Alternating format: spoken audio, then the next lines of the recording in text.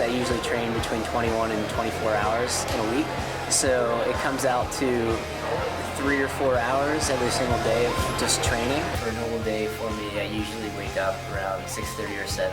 I'll get to the pool at 7:30 and swim for about an hour and a half to 2 hours. And then right after, usually 2 or 3 hours of class, I'll hop back on the bike and I'll go for another 2 hours or so on the bike and then run for maybe 20 or 30 minutes immediately after that.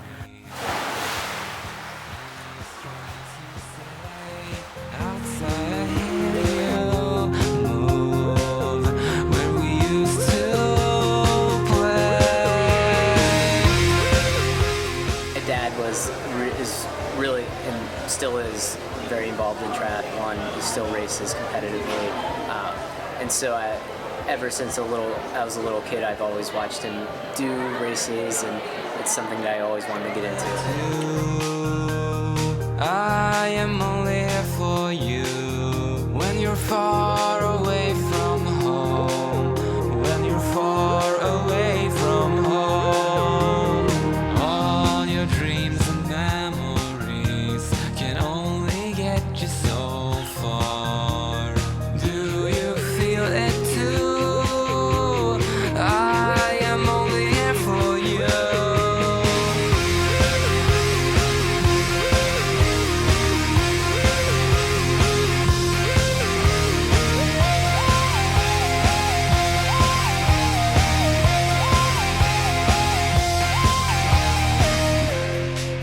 Right now I'm training primarily for collegiate nationals.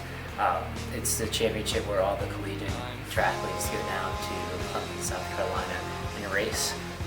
There's two separate races going on down there. There's one draft legal race, which is where riders can ride in packs like you would see in a professional cycling race. And then the following day is a non-draft race, which is twice the distance as well.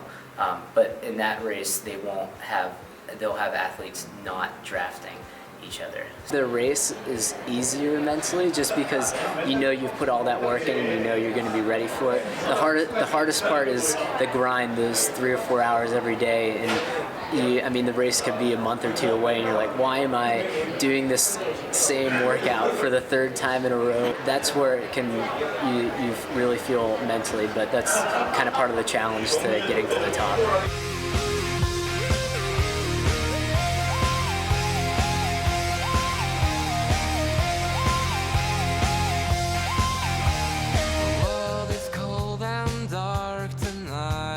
Now we walk alone again, but when I'm with you, it almost looks like home. Do you feel it too? I am only here for you. Do you feel it too? I still really want to be really involved in triathlon after I graduate next year. I think depending on how this season goes and seeing where I'm at, if I'm able to potentially make a living at it, then it might be something I can commit to myself, because I can always fall back on my engineering degree after I graduate.